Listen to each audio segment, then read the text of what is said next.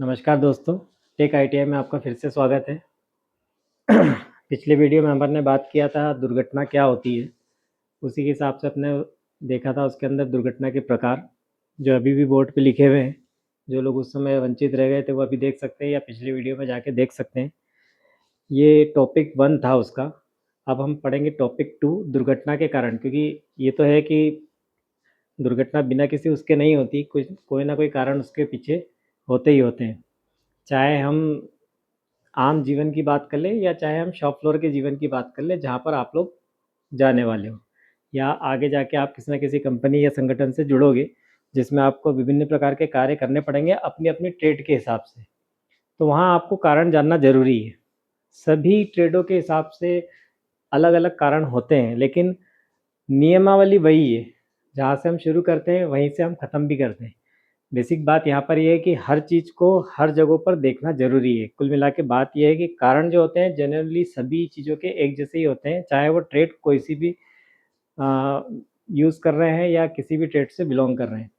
ठीक है, तो इसी के हिसाब से दुर्घटना के कारण भी होते हैं। हम एक एक करके उन कारणों को देखेंगे और उसी को बोर्ड पर लिखते भी जाएंगे।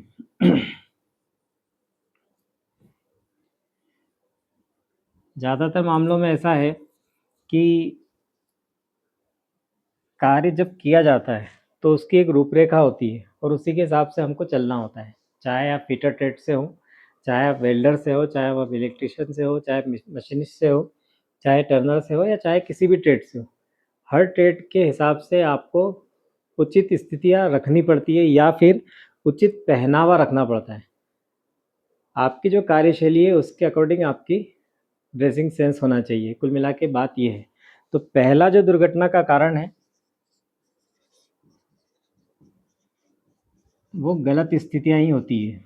ये गलत स्थितियाँ ज़्यादातर आपको पहनावे में दिखती है।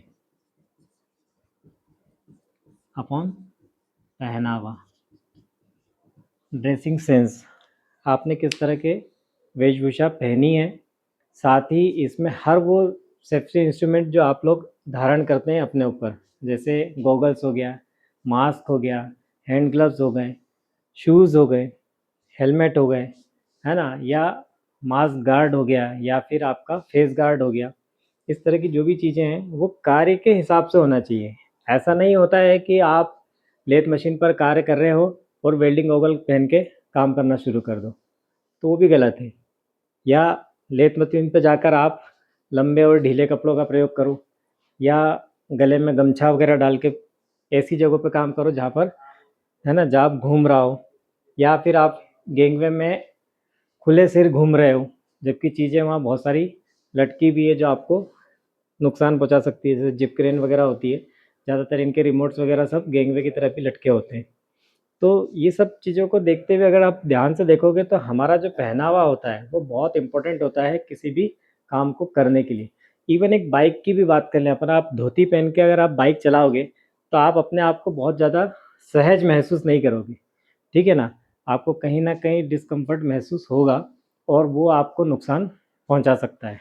तो इसलिए इसको हम गलत स्थितियों में देखते हैं कि ये कार्य के हिसाब से स्थिति सही नहीं थी। दूसरा कारण है उत्सुकता, क्यूरोसिटी। ज़्यादातर क्या होता है जैसे कहा जाता है ना कि इस कमरे में झांकना मना है, तो हम कौतूहलवश उस कमरे में ज़रूर झांकेंगे। भारत की तो वैसे भी यही परंपरा है, यहाँ थूकना मना है तो वहाँ हम थूकेंगे ज़रूर ज़रूर। ये हमारा पहला कर्तव्य बन जाता है कि जो काम के लिए मना किया जाता है, क्योंकि मना शब्द हमको दिखता ही नहीं है। तो वैसे ही उत्सुकता भी बहुत बुरी चीज़ होती है कार्य करने के दौरान, क्योंकि आपका सामना बहुत खतरनाक चीज़ों से होने वाला है। तो कार्य के दौरान बेसिकली क्या होगा कि अगर आप ज़्यादा उत्सुक हो उस काम को करने के लिए, जैसे गाड़ी की बात करें, बाइक की बात करें, आपको किसी ने बोला कि यार आप तो बाइक चला नहीं पाते हो, लेकिन आप किसी ने बोला कि यार ये बाइक ऐसी है कि इसमें ये क्लच है, ये एक्सीलेटर है, ये गियर चेंज करने का है, ऐसे करके आप चलाओगे तो गाड़ी आगे बढ़ेगी। फर्स्ट गियर डालोगे, सेकंड डालोगे, थर्ड डालोगे। आपने आधा अधूरा सुना उत्सुकता बहुत थी गाड़ी चलाने की, आप गाड़ी पे सीधे बैठ गए, बिना सोचे समझे एक्सीलेटर को फुल कर दिया और पहले गियर में डाल दी। परिणाम ये हुआ कि गाड़ी का आगे का टायर उड़ जाएगा और आप आगे जाके कहीं ना कहीं दुर्घटनाग्रस्त हो जाओगे, इसमें आप चोटिल हो जाओगे। तो उत्सुकता बहुत बुरी चीज़ होती है। तो मशीनों पर जाने के बाद भी एकदम से उत्सुकता नहीं दिखानी चाहिए। किसी भी कार्य करने के लिए बहुत ज़्यादा जल्दबाजी नहीं दिखानी चाहिए। एक छोटा सा उदाहरण और देता हूँ। सपोज़ करो आपको कहीं चढ़ना है, लेकिन आपको दिखाना है कि नहीं यार मैं बहुत अच्छा कर सकता हूँ इस मामले में। तो आपने एक सीढ़ी ली, है ना, जो घरों में यूज़ की जाती है, वो सीढ़ी ली, उसको प्रॉपर खोली ही नहीं और बिना खोले ही जल्दी-जल्दी चढ़ गए। क्यों? क्योंकि उत्सुकता थी, यार ये काम मैं करके दिखाता हूँ। परिणाम ये हुआ कि वो सीढ़ी खुलने से पहले ही बंद हो गई और सीढ़ी के साथ में ही आप नीचे गिर पड़े। तो बेसिकली बात ये है कि उत्सुकता हर जगह काम नहीं आती है। उत्सुकता होनी चाहिए, जिज्ञासा होनी चाहिए, क्यूरियोसिटी होनी चाहिए, लेकिन एक नियत दायरे में या नियत समय के लिए, ठीक है ना? बहुत कम मामले में आपको अंदर से सोचना चाहिए चीज़ों को करने से पहले कि ये काम मैं कर, क्योंकि रूपरेखा होनी चाहिए कुल मिला के, ठीक है ना? तो इसलिए इस बात का ध्यान रखें कि ज़्यादा उत्सुकता दुर्घटना का कारण बन सकती है। तीसरा इसी से मिलता जुलता होता है अति आत्मविश्वास। ये सब में होता है, जिसको हम ओवर कॉन्फिडेंस कहते हैं। बेसिकली हर व्यक्ति को लगता है कि मुझे सबसे ज़्यादा आता है, या मैं सबसे ज़्यादा जानता हूँ, या इस काम को मैं सबसे अच्छा करता हूँ। अभी आईपीएल चल रहे हैं, आप सब लोग आईपीएल देख रहे होंगे। बहुत सारे बच्चे ऐसे होंगे इसमें जो अच्छी तरह से क्रिकेट को खेलना है, समझना, और है ना, मतलब जानते होंगे उसको, इसके बारे में। बैठे बैठे आपको कई बार ये लगता होगा कि यार ये शॉट इसने गलत मारा, इसकी जगह ये मार सकता था। ये आपका आत्मविश्वास है ना? क्यों? क्योंकि आपको ऐसा लगता है आपको उसको उस चीज़ को फेस नहीं करना है, आप सिर्फ देख रहे हो और देख कर ही निर्णय ले रहे हो कि ऐसा हो सकता है। तो ये हमारा ओवर कॉन्फिडेंस है कि हम, ऐसा लगता है कि हमें हर बॉल पे छक्का मार सकते हैं या हर बॉल पे विकेट ले सकते हैं, देख देख के। लेकिन जब करने जाते हैं तब समझ में आता है कि वास्तव में उसको किस तरह की चुनौतियों का सामना करना पड़ रहा है। तो ऐसे ही शॉप फ्लोरों में भी होता है। हर काम आपसे होगा ये ज़रूरी नहीं है। कुछ काम के लिए आप बने हो, कुछ काम के लिए आप नहीं बने हो। सबकी अपनी अपनी स्पेशलिटी होती है। तो हमें अपने दायरे जानने होंगे और उसी के हिसाब से एक्ट करना पड़ेगा। तो इसीलिए दूसरा तीसरा और जो महत्वपूर्ण टॉपिक है इसका, वो है अति आत्मविश्वास। ये नहीं होना चाहिए। आप कार्य करने से पहले अपने आप को शांत करें, अपनी जिज्ञासाओं को शांत करें, उसके बाद में अपने आत्मविश्वास को थोड़ा-सा लेवल में लाएँ, समझें और उसके बाद काम करें, ठीक है? चौथा कारण होता है इसमें गलत विधि।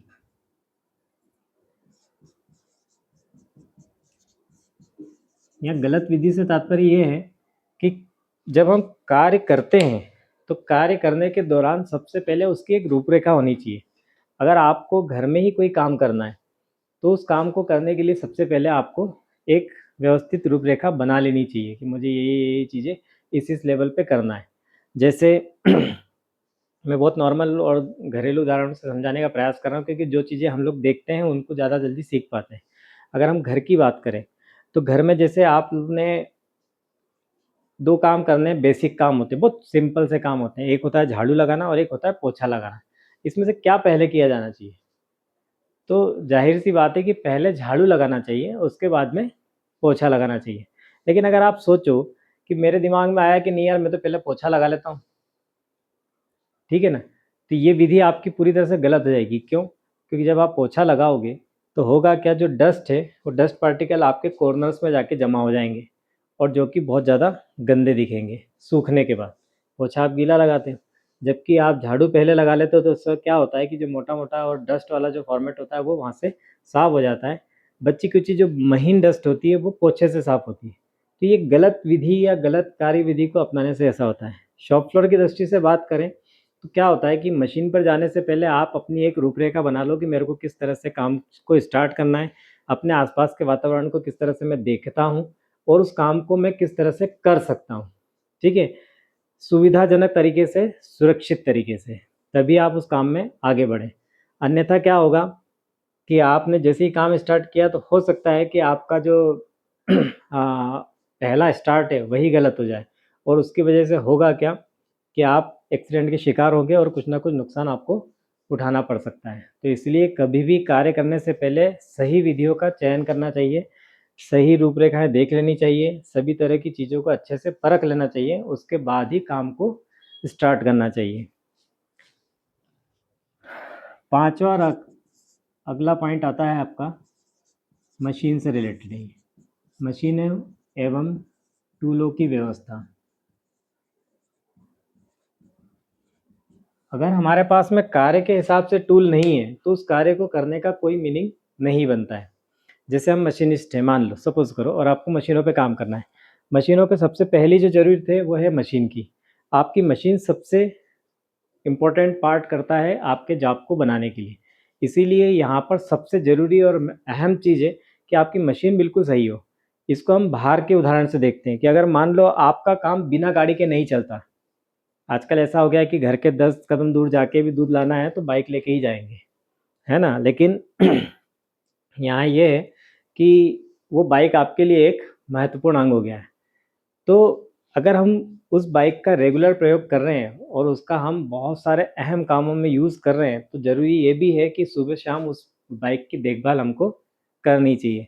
अगर बाइक में कोई साउंड आ रहा है, बाइक के क्लच प्लेटें ढीली हो रही है, उसमें ऑयल नहीं है, टायरों में हवा कम है, रिमों में बेंडनेस है, चेन आपकी ढीली हो रही है ना। तो ये सारी चीज़ों को देखना आपकी जिम्मेदारी बनती है। अगर आप इसको सही समय पर नहीं दिखाओगे, सही समय पर इसको कैच नहीं करोगे और सही समय पर इसको ठीक नहीं करोगे तो आपकी जो गाड़ी है वो कभी भी जाकर खड़ी हो जाएगी और वो अल्टीमेटली एक नुकसान ही है।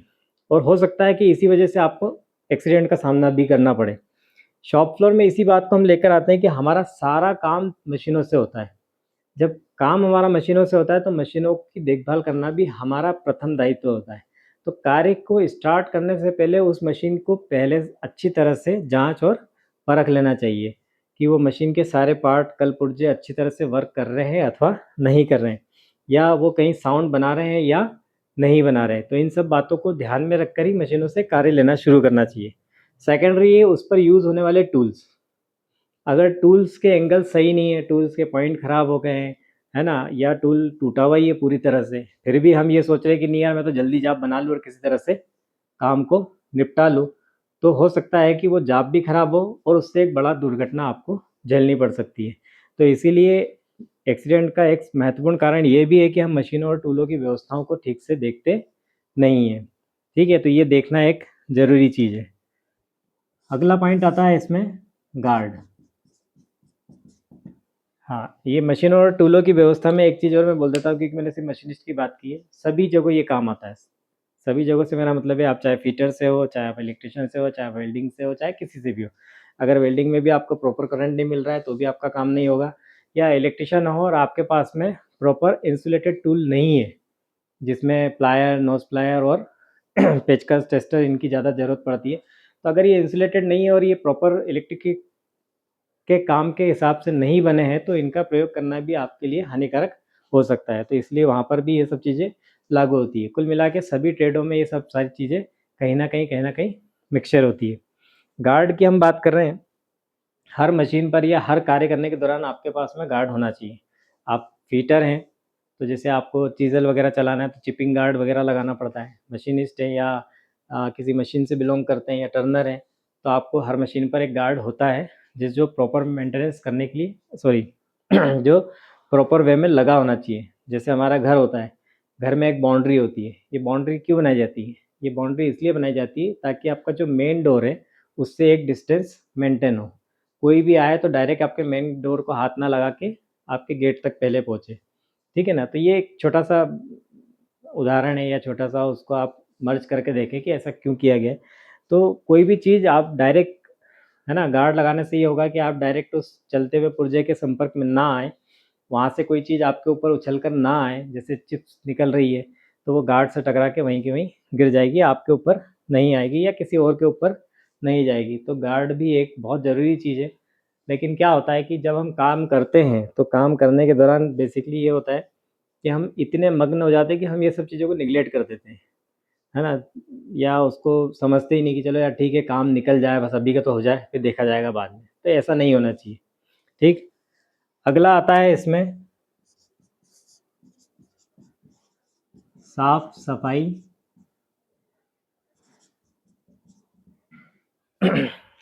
और आसपास का वातावरण। तो साफ-सफाई से बेसिकली बात ये है कि देखो, बहुत सारी चीज़ें ऐसी हैं जो आपको नुकसान पहुँचाती है। घर में पानी गिरा है तो हमारा फ्लोर जो होता है चिकना होता है। हम लोग ज़्यादातर ग्लोसी या डिजिटल टाइल्स से आजकल यूज़ करते हैं, इनमें पानी अगर पड़ा होता है तो बहुत जल्दी पैर स्लिप हो सकता है। तो सोचो ऑयल कितना नुकसान पहुँचाएगा।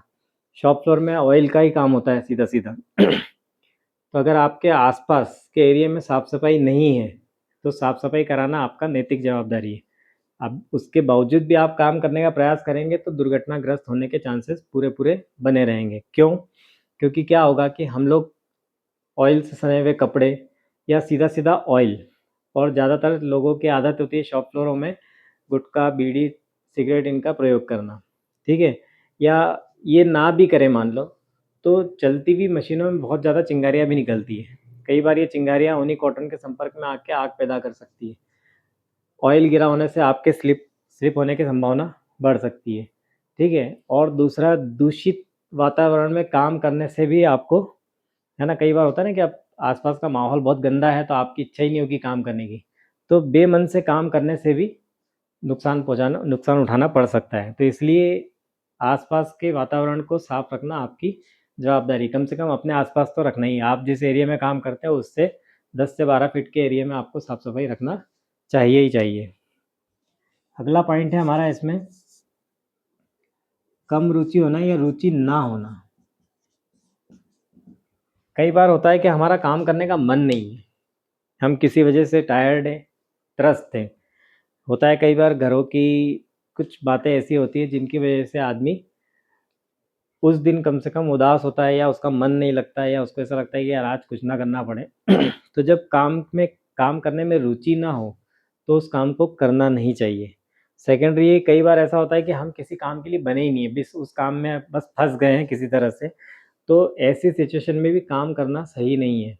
जब हमारा मन नहीं लगता है तो हमें कोई भी काम करने से बचना चाहिए, ठीक है? तो कम रुचि एक बहुत बड़ी चीज़ है। इसके बाद में मैं यहाँ लिखता हूँ नीचे, अज्ञानता। ये सबसे बड़ी समस्या है और हर व्यक्ति की समस्या है। अज्ञानता एक ऐसी चीज़ है जो आपको कभी भी ले डूब सकती है। हमारी छोटी सी परिभाषा में या पुराने भाषा में बात करें तो अध जल गगरी छलकत जाए एक सिचुएशन बनती है। तो अज्ञानता बिल्कुल उसी से सिमिलर है। क्या होता है कि जब चीज़ों की जानकारी नहीं हो तो उस काम को नहीं करना चाहिए। अगर आप एक नॉर्मल बाइक चलाने के हैबिचुअल हो, मान लो कि हीरो होंडा की बाइकें हो गई है जो जनरली चलती है, जो आम आदमियों के जीवन में यूज़ होती है। लेकिन कुछ बहुत हाई फाई बाइकें भी आती है जिनके फीचर्स अलग होते हैं, है ना? वो ग्रेविटी लेस भी होती है, कुछ पता नहीं किस किस तरह की बाइकें आजकल मार्केट में आती है, जिन चीज़ों की हमें जानकारी नहीं है और हम बस पहुंच गए, नहीं यार मैं तो चला सकता हूँ, ले आओ। हमें मालूम ही नहीं है उस बाइक का क्या हिसाब किताब है ना? कुछ बाइकें आपने सुना होगा ना कि 1 सेकंड में 100 किलोमीटर प्रति घंटे की रफ्तार। अब आप सोचो कि ऐसी बाइक पर आप बैठ गए और आपने बटन स्टार्ट कर दिया। आप चला रहे हो 40 से 80 किलोमीटर प्रति घंटे की रफ्तार वाली बाइकें, और आप एक ऐसी गाड़ी पे बैठ गए जो कि विदिन सेकंड एक 100 किलोमीटर पर आवर की रफ्तार से चालू हो गई। तो सोचो आपका क्या हश्र होगा। तो ये अज्ञानता की श्रेणी में आता है। कहीं भी उँगली कर देना सही नहीं होता है। जैसे आप मशीन पे चढ़ गए, आपको मालूम नहीं, आपने किसी को देखा करते हुए कि ये बटन दबाने से ये हुआ, वो बटन दबाने से वो हुआ। उस व्यक्ति के हट जाने के बाद में आपको ये समझ में नहीं आया कि ये बटन क्या है, लेकिन आप अज्ञानतावश ऊपर चढ़े, आपने सोचा कि कर सकते हैं, कर लेंगे, और बटन दबा दिया और उसका परिणाम कुछ और ही हो गया, ठीक है? तो ये भी दुर्घटना का सबसे बड़ा कारण होता है। तो इसलिए कोई भी काम करने से पहले उसकी पूर्ण जानकारी आपके पास में होना ज़रूरी है। तो इसलिए अज्ञानता एक बहुत बड़ा समस्या है, और ये सबसे बड़ी समस्या है। ज़्यादातर मामलों में अज्ञानता ही काम आती है, क्योंकि जब तक हम सीखते नहीं हैं तब तक हम जानते नहीं हैं। लेकिन हम हर काम को, क्योंकि वही है, इसमें एक शब्द यहाँ पे मैंने दिया था, आत्मविश्वास या अति सॉरी ओवर कॉन्फिडेंस। तो ये ज़्यादातर अज्ञानता के साथ में मिलकर एक बहुत बड़ा खेल खेलते हैं, और इसी से बहुत ज़्यादा दुर्घटना घटती है। अभी बीच में आपने सुना होगा कि कुछ बच्चे पानी के किनारे पे खेल रहे थे और उनकी गेंद पानी में गिर गई। उन्होंने सोचा कि बस छोटे मोटे वो तैराक थे, या थोड़ा बहुत तैर लेते थे, या थोड़ा बहुत पानी में उतर लेते थे अपने कमर तक के पानी में, तो उन्होंने बस सोचा नहीं और बस अज्ञानतावश उसमें छलांग लगा दी कि हम बॉल निकाल लाएंगे, और पता पड़ा दोनों के दोनों बच्चे चले गए। तो ये क्या है कि अब जब हम जानते नहीं हैं किसी चीज़ को, जब तक हमें मालूम नहीं है तब तक उस काम को स्टार्ट करना नहीं चाहिए। तो जब तक पूर्ण जानकारी ना हो तब तक वो काम नहीं करना चाहिए। जितने भी कारण लिखे हैं इनको रिवर्स करके हम दुर्घटना को होने से रोक सकते हैं। मैं ये नहीं कहता कि दुर्घटना घटेगी ही नहीं, दुर्घटना तो घटेगी क्योंकि जो होना है वो तो होना ही है। लेकिन हम थोड़ी-सी सुविधाएँ रखें, थोड़ी-सी सावधानियाँ रखें, थोड़ी-सी सेफ्टी बरतें, थोड़ी-सी चीज़ों को, है ना? या चीज़ों की नज़ाकत को देखें, तो हम आने वाले समय में चीज़ों को होने से या उसकी प्रतीति को बिगड़ने से रोक सकते हैं। ऊपर का मिटा रहा हूँ मैं सिर्फ। अगला पॉइंट आता है हम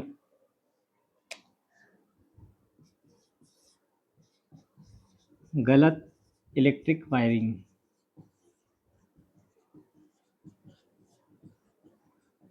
दुर्घटना का एक ये भी सबसे बड़ा कारण है। अगर हमें प्रॉपर इलेक्ट्रिक का काम नहीं आता है तो इलेक्ट्रिक कनेक्शनों को प्रॉपर तब तक हम उस एरिया में हाथ डालना ही नहीं चाहिए।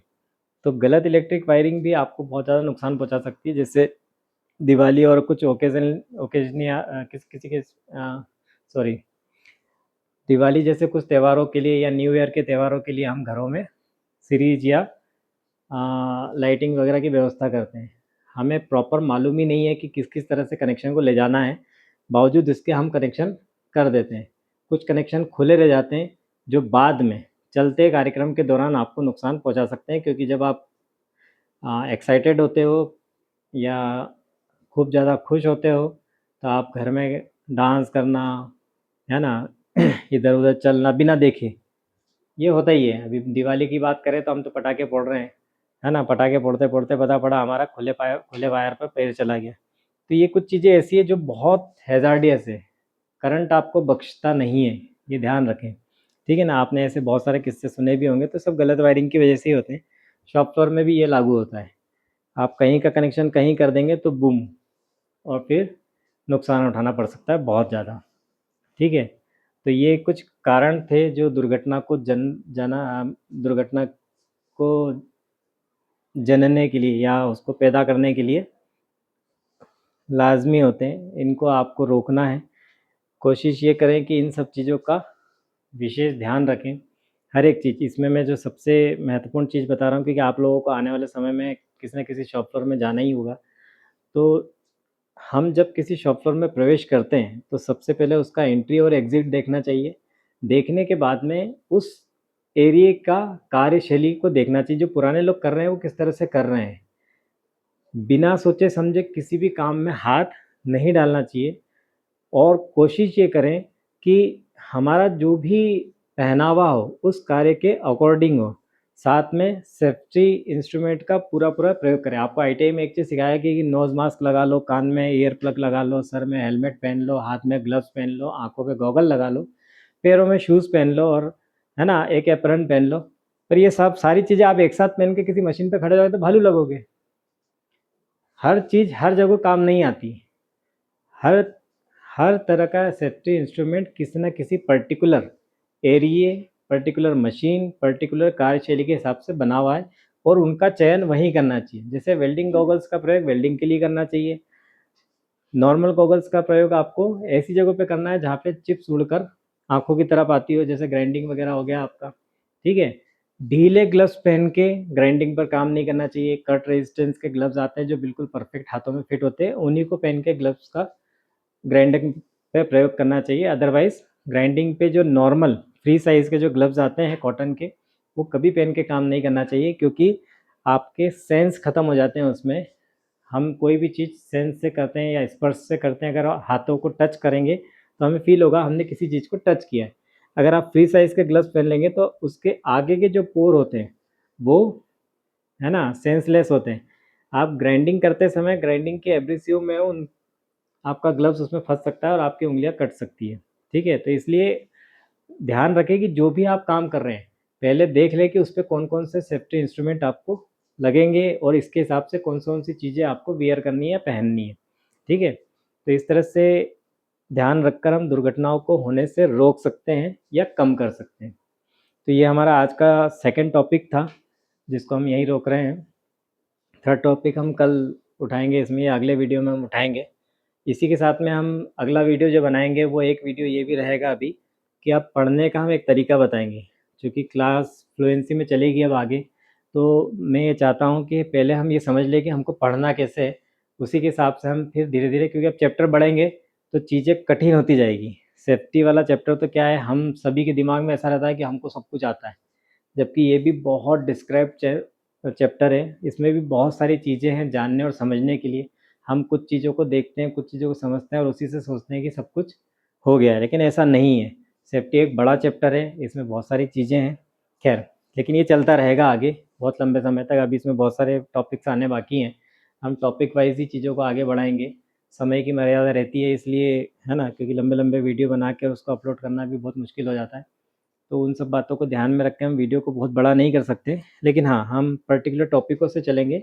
लेकिन नेक्स्ट वीडियो जो हमारा रहेगा वो बेसिकली इस बात पे रहेगा कि आपको आप पढ़ाई को स्टार्ट कैसे करना है। सभी को अपने आप को प्रिपेयर करना है और एक टाइम डेवलप करना है। वो मैं आपको बताऊंगा कैसे होगा ये सब चीज़ें, है ना, ताकि हम किसी भी एग्ज़ाम को क्रैक कर पाएँ और आसानी से जॉब को ले पाएँ। तो मुझे लगता है कि जो भी मैंने आज पढ़ाया है वो आप लोगों को अच्छी तरह से समझ में आया होगा। तो ये मानते हुए कि आपको सब कुछ समझ में आया है, साथ ही एक चीज़ और बोल देता हूँ मैं कि आपको कोई भी क्वेरी हो या आपको कोई भी क्वेश्चन हो, खासकर वो जो हम पढ़ा रहे हैं उससे संबंधित किसी भी क्वेश्चन को या किसी भी सवाल को आप कमेंट्स में पूछ सकते हैं, उसका आपको जवाब दिया जाएगा। ठीक है, इसी के साथ मैं आज का ये टॉपिक यहीं छोड़ता हूँ और आप सभी को बहुत बहुत धन्यवाद। नमस्कार।